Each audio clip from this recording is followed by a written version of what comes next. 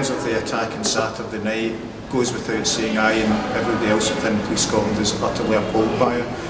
And it's only right that we pass on our deepest sympathies to anybody that's been impacted by that terrible event. I think it's really important to emphasise that whilst the threat level remains at severe, which means an attack is highly likely, there is no intelligence to suggest that any person or any event in Scotland is at risk.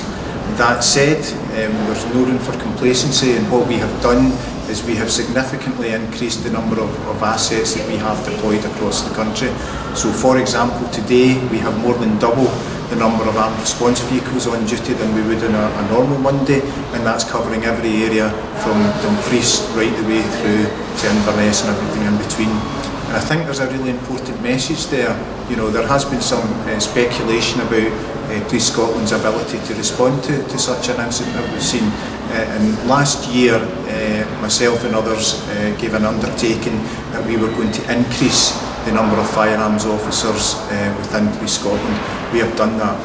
Not only have we done that, but we've also established a specialist firearms unit in the east of the country to complement the one that's already established in the west, and we have upskilled every single firearms officer across the land to that of an armed response vehicle.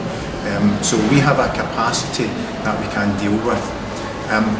What I would also want to say is that, you know, much as the events are absolutely terrible, policing alone can't beat terrorism. What we absolutely need is community intelligence. Now in Scotland we're really fortunate because we have a fantastic, wonderful relationship with all our communities, and they do speak to us. And it's really important that we emphasise, please continue to speak to us. If you've got any concerns about an individual that you might think is on the path of radicalisation or in the early stages of planning an attack, then please come and tell us, let us intervene, let us divert them from that path, and we need to continue to work together to do exactly that.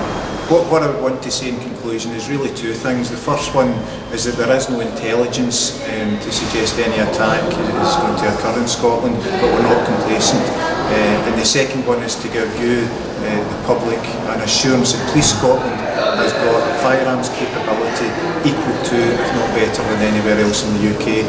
And that's really important that Scottish communities are assured by the fact that they are as well protected as anywhere else in the UK.